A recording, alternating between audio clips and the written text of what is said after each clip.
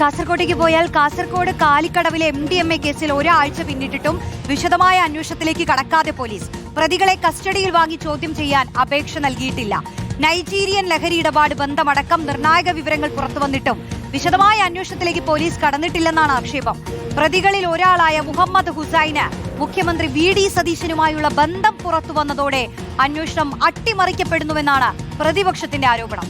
VS Ranjith നൽകും ആ വാർത്തയുടെയും വിവരങ്ങൾ. രഞ്ജിത്ത്, ഈ ഓപ്പറേഷൻ തൂഫാനൊക്കെ സംസ്ഥാനത്ത് ഇതുപോലെ അന്വേഷണങ്ങൾ മുന്നേറുന്ന സമയത്ത് അത്രയധികം കേസുകൾ ഉണ്ടാവുന്നു, അതിൽ വളരെ വേഗത്തിൽ തുടർ നടപടികൾ ഉണ്ടാകുന്ന ഒരു സമയത്ത് ഇതുപോലൊരു വിഷയത്തിൽ, അതും ഗൗരവതരമായ ഒരു കാര്യം, ഇപ്പൊ കേരളം ചർച്ച ചെയ്യുന്ന ഒരു വിഷയത്തിൽ മെല്ലെപ്പോക്കാണോ? ഇതിലെന്താണ് നടപടികൾ മുന്നോട്ട് പോകാത്തത്?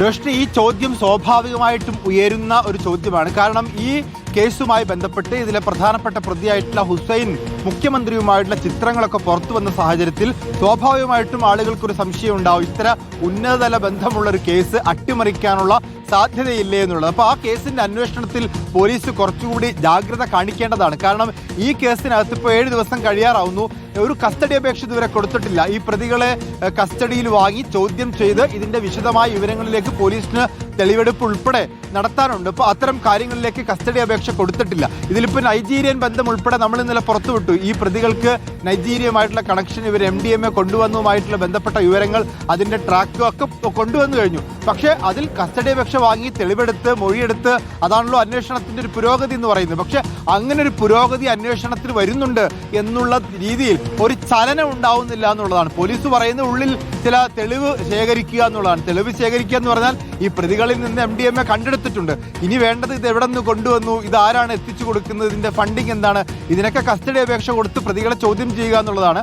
ആ നടപടിയിലേക്ക് പോലീസ് കടക്കുന്നില്ല. സ്വാഭാവികമായിട്ടും പ്രതിപക്ഷത്തിന് സംശയിക്കാവുന്നത് ഈ കേസിൽ മുഖ്യമന്ത്രിയുമായിട്ടുള്ള പ്രതിയുടെ ബന്ധമൊക്കെ ഉപയോഗിച്ചുകൊണ്ട് കേസ് അട്ടിമറിക്കാനൊരു ശ്രമം നടക്കുന്നു എന്നുള്ളതാണ് പ്രതിപക്ഷ ആരോപണം. സ്വാഭാവികമായിട്ട്, കാരണം ഇത്തരം ഉന്നതതല ബന്ധങ്ങൾ പുറത്തു വന്നതാണ്. അപ്പോൾ പോലീസ് കുറച്ചുകൂടി ജാഗ്രത കാണിക്കേണ്ടതാണ് ഈ കേസിനകത്ത്. ഒരു തരത്തിലുള്ള മെല്ലെപ്പോക്കും ഇത്തരത്തിലുണ്ടാവാൻ പാടില്ലാത്തതാണ്. ഇനി എന്തെങ്കിലും വിശദീകരണം ഉണ്ടെങ്കിൽ അത് പോലീസിന്റെ ഭാഗത്തുനിന്നുണ്ടാവേണ്ടതാണ്.